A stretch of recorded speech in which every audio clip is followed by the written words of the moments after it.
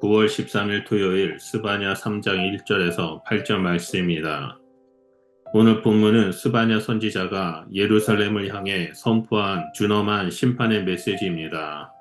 스바냐는 하나님의 성읍으로 불렸던 예루살렘이 더 이상 하나님을 경외하지 않고 오히려 죄악과 불의로 물들어 있음을 지적했습니다. 하나님께서 친히 세우신 거룩한 도성이 하나님과의 관계를 저버리고 불순종으로 가득 찼을 때 스바냐는 그들의 죄를 하나하나 고발하며 회개 없는 성읍이 마침내 심판을 피할 수 없음을 선언했습니다. 그러나 동시에 하나님은 심판만을 말씀하지 않으셨습니다.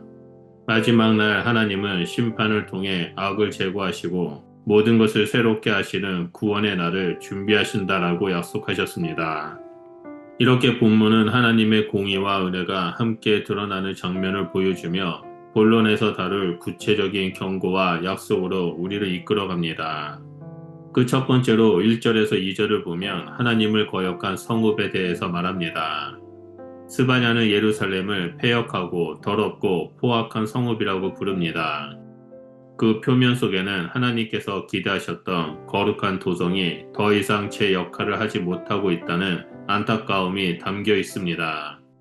그들이 범한 죄악은 구체적으로 네 가지 모습으로 드러났습니다. 첫째, 하나님의 음성을 듣지 않았습니다. 선지자를 통해 들려주시는 하나님의 말씀을 무시하고 자기 욕망에만 귀 기울였습니다. 둘째, 교훈을 받지 않았습니다. 하나님의 율법과 징계를 거절하며 스스로 옳다고 여기는 길만을 걸었습니다. 셋째, 여호와를 의지하지 않았습니다. 그들은 권력과 재물, 인간적인 수단으로 의지하며 위기 가운데서도 하나님께 피하지 않았습니다. 넷째, 하나님께 가까이 가지 않았습니다. 기도와 예배를 멀리하고 하나님과의 교제 자체를 끊어버렸습니다. 이 모든 것은 단순히 몇 가지 잘못된 행위의 나열이 아니라 하나님과의 관계가 근본적으로 단절되었음을 보여줍니다. 예루살렘은 겉으로는 성읍을 유지했으나 내적으로는 하나님 없는 공동체로 전락한 것입니다. 두 번째로 3절에서 7절을 보면 지도자들의 부패와 백성의 타락이 나옵니다. 성읍의 지도자들, 즉 방백, 재판관, 선지자, 제사장 모두가 부패했습니다. 이들은 본래 하나님께서 맡기신 책임을 감당해야 할 자들이었지만 오히려 백성을 억압하고 하나님의 뜻을 거스르는 도구가 되었습니다. 방백들은 사자처럼 백성을 삼켰습니다. 권력을 이용해 약자를 짓밟고 탐욕으로 공동체를 황폐하게 만들었습니다. 재판관들은 정의를 세우는 자리에 있었음에도 불구하고 이리처럼 밤새 피 흘렸습니다. 공정해야 할 판결이 오히려 불의와 폭력의 도구가 되었습니다. 선지자들은 거짓을 말했습니다. 하나님의 말씀을 대언하기는커녕 자기 이익을 위해 사람들을 속이고 하나님의 뜻을 왜곡했습니다. 제사장들 역시 성소를 더럽혔습니다. 거룩을 지켜야 할 자리가 인간적 욕망과 형식적인 종교 행위로 채워졌습니다. 그러나 하나님은 여전히 의로우셨습니다.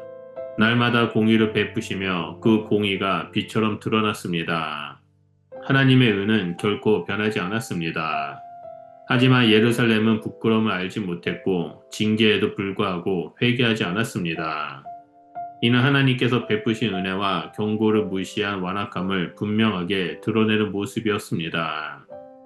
마지막 세 번째로 8절에 최후의 심판과 구원의 날입니다. 하나님은 그러므로 나 여호와가 말하노라 너희는 내가 일어나려고 하는 날을 기다리라 라고 말씀하십니다. 이는 하나님께서 직접 개입하셔서 모든 것을 심판하시겠다라는 선언입니다. 이 날은 하나님의 분노의 날이며 모든 나라를 모아 심판하실 날입니다. 세상의 권력과 교만은 무너지고 하나님만이 유일한 주권자로 드러나십니다. 그 누구도 이 날을 피하거나 변명할 수 없습니다. 그러나 동시에 이 날은 회개하는 자에게는 구원의 날이 됩니다. 하나님의 심판은 단순한 파괴가 아니라 새로운 시작을 준비하는 과정입니다. 하나님의 불같은 심판은 악을 제거하고 하나님께 돌아온 이들을 정결케 하며 새로운 삶으로 이끄십니다. 이것은 단절이 아닌 회복의 약속이며 절망이 아닌 소망의 메시지입니다. 스바냐가 선포한 메시지는 오늘 우리에게도 똑같이 유효합니다. 하나님을 거역하는 마음, 지도자들의 부패, 하나님의 경고를 무시하는 태도는 결국 파멸로 이끕니다. 그러나 하나님은 심판 가운데서도 구원의 길을 여십니다. 심판은 끝이 아니라 하나님께 돌아오는 자들에게 새로운 시작이 될 수 있습니다. 하나님의 공의는 반드시 악을 멸하시지만 동시에 회개하는 자에게는 은혜의 문을 활짝 열어주십니다. 그러므로 우리는 지금이 바로 회개할 때임을 기억해야 합니다. 하나님을 의지하며 하나님의 음성에 귀를 기울이고 그분께 가까이 나아가는 삶을 살아야 합니다. 하나님과의 친밀한 교제 속에서만 우리는 참된 생명과 소망을 누릴 수 있습니다. 그러므로 우리 모두가 하나님의 은혜 안에서 믿음을 지키며 끝까지 승리하는 자가 되어야 합니다. 오늘 하루도 하나님의 말씀을 기억하며 표대를 향해 달려나아가는 거룩한 주님의 백성이 되시길 예수님 이름으로 축원드립니다. 기도하겠습니다. 사랑과 공의 하나님, 우리가 주님의 음성에 귀 기울이고 회개하는 마음으로 주께 더욱 가까이 나아갈 수 있도록 우리를 인도하여 주시옵소서. 악을 멀리하고 주의 보혈을 지나 의의 길로 걷게 하시고 심판의 날이 우리에게 구원의 기쁨으로 다가오게 하여 주시옵소서. 예수님 이름으로 기도합니다. 아멘.